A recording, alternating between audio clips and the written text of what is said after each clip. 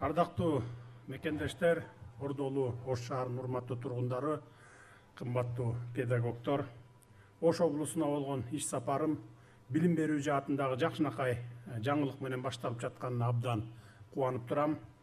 Мен ар дайым билим берүү тармагында кенеде ийгилик болсо дагы кош колдоп, маңдайым жарыла сүйүнөрүмдү айтып келемин. Себеби кайсы гана өлкөнү албайлы, илим билимдин аркасында гана өнүгүү жолуна түшкөндүгүнө тарых барактарынан дайыма күбө болуп келебиз. Кезинде даанышман ойчул бабабыз Жусуп Баласагын адам үчүн эки артыкчылык: билим бийик, түгөнбөс, окуу улук деп айтканы бар. Мына ошондуктан биздин экинчи борборубуз Ош шаарында 10 мектептин пайдубалынын түптөлүшү жеке эле Ош шаары үчүн эмес, жалпы өлкөбүз үчүн, жамы журтубуз үчүн чоң окуя десем жаңылышпаймын.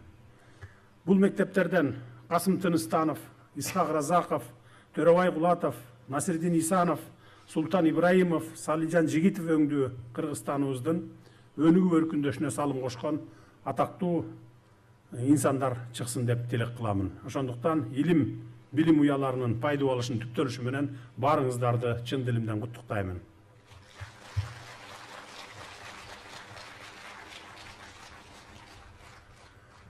Урматтуу шаар тургундары, кезинде көз карандысыз мамлекеттердин маданий борбору, түрк дүйнөсүнүн маданий очогу, улуу жибек жолунун провайдери атыккан шаарыбыздын мындан аркы кадыр баркы да, аброю да дал ушул билимдин, илимдин, маданияттын аркасында артат деп эсептеймин. Эми Ош калаасындагы билим берүүнүн акыбалына бир аз токтоло кетейин. Бүгүнкү күндө Ош шаарында мамлекеттик 70 мектепте 100 миңден ашуун окуучу билим алып жатышат. Тилекке каршы мамлекеттик мектептердин сыйымдуулугу болгону 46 миңден ашуун гана окуучуга эсептелген. Бул иш жүзүндө мектептер 2 эседен ашык жүктөм менен иштеп жатканын көрсөтөт. Тагыраак айтканда, бир орунга 2ден ашуун окуучу туура келип, билим берүү сапатынын аксашына да алып келүүдө.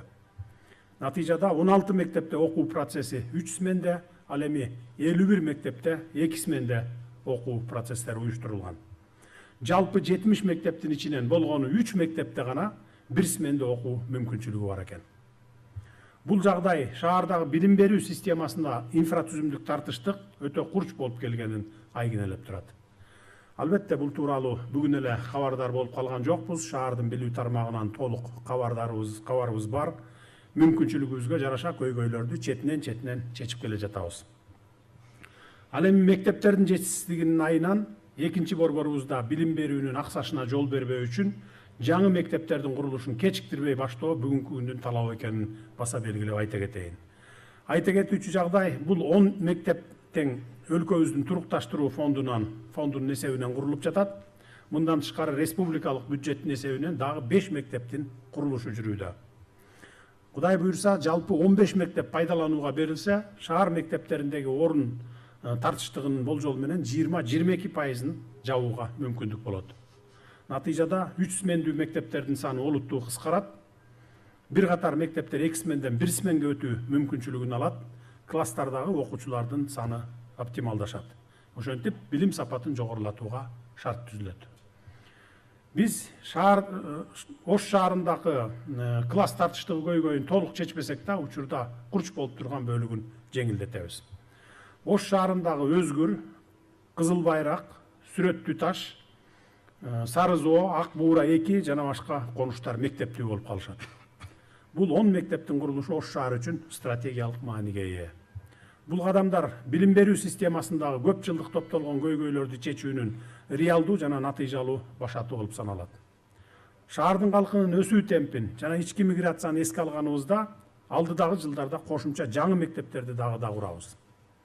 Биз курулуш компанияларына бардык шарттарды түзүү менен бирге заманбап талабына шайкеш келген билим булактарын куруу боюнча катуу талаптарды коюп, буюрса мектептердин курулуштарын жаңы окуу жылына карата бүткөрөлү деп жатабыз. Кудай буюрса, сентябрь айында ишке кирип калат. Мектептердин сапаттуу жана тез арада бүткөрүлүшү боюнча курулуш министри менен агартуу министри биргеликте иш алып барыңыздар. Бул маселени дагы мен жеке өзүмдүн көзөмөлүмө алып турамын. Ошону менен катар Ош шаарында мугалимдердин жетишсиздиги боюнча дагы кабарым бар. Бирок башка региондорго салыштырмалуу кадр менен камсыздоо маселеси Ошто дурусураак деп айтсак болот. Деги эле мугалимдердин жетишсиздиги бул татаал маселе экен. Учурда Агартуу министрлиги мугалимдердин жетишсиздигин азайтуу максатында жогорку окуу жайлардын бүтүрүүчүлөрүн түздөн түз мектептерге бөлүштүрүүнү колго алды. 2025 жылы 1000ден ашуун бүтүрүүчү бөлүштүрүү тартиби боюнча мектептерде иштеп башташты. Мындан сырткары эл аралык практикага ылайык жогорку окуу жайлардагы жогорку курстун студенттерине, акыркы курстун студенттерине бир эле учурда мектептерде иштөөгө мүмкүнчүлүк берилүүдө. Наристе мектепке чейинки даярдоо программасы аркылуу 3000ге жакын педагог квалификациясын жогорулатып, башталгыч класстарга которулду. Бул дагы негизги жүктү азайтууга жана кадрдык абалды жакшыртууга көмөк болууда. Мамлекеттик колдоо чараларынын алкагында мугалимдер үчүн кошумча стимулдар караштырылып жатат. Кыскасын айтканда, мугалимдердин жетишсиздигин жоюу жаатында жылыштар бар, жакшы жылыштар бар. Мага Ош шаарында окуу китептери менен камсыздоо 97% деп маалымат беришти.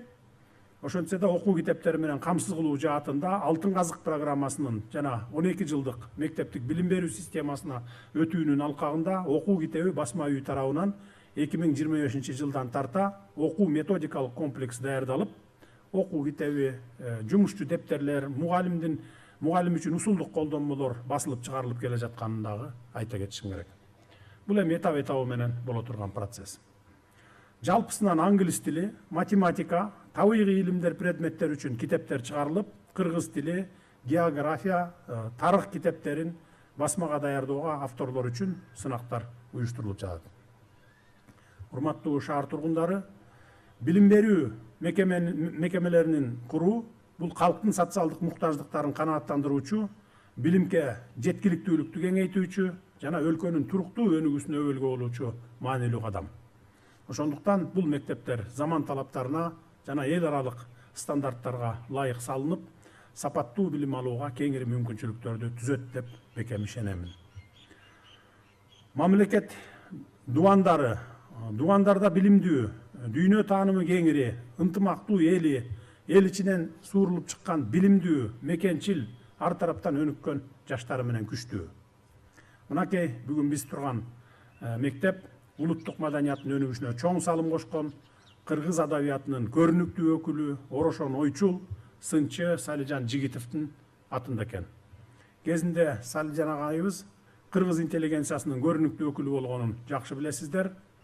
Ал өзүнүн коомдогу болуп жаткан терс окуяларды, төш каккан куру патриоттуулукту, ысырапкорчулукту өтө катуу сынга алган макалалары, чыгармалары менен кыргыз жараны кандай болуш керектигин баса көрсөтүп келген. Анын жазып калтырган мурастары бүгүнкү күндө дагы актуалдуу. Мен мектеп мугалимдерине Салижан аганын ташка тамга баскандай таамай ойлору менен бүгүнкү күндүн чыныгы атуулдарын тарбиялап бересиздер деп кайрылат элем. Бүгүнкү иш чаранын урматтуу катышуучулары, пайдубалы түптөлүп жаткан билим уяларынан Ош калаасын Фергана өрөөнүнө ар тараптан өнүккөн, дүйнө эли кызыккан, ордолуу, чоң шаарга айланта турган демдүү, дымактуу, билимдүү, мекенчил жаштарыбыз чыгат деген үмүтүм зор.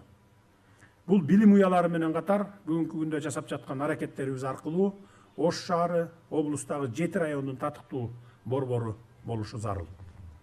Дүйнө жүзү өзгөрүүлөргө туш болуп жаткан чакта жалпы адам баласы руханий кризиске тушугуп жаткан маалда Ош шаары заман агымы менен тең агып, ар тараптан өнүгүп өсүшүнө мен тилектешмин. Улуу жибек жолунун боюндагы көөнө маданиятты алып жүрүү менен катар, заманбап шаар маданиятын жуурулуштуруп, келген меймандарды ар дайым өзүнө тарткан бакубат шаарга айлансын деп тилек кылалы. Түптөлүп жаткан билим уяларынын жолу байсалдуу болсун. Рухсат.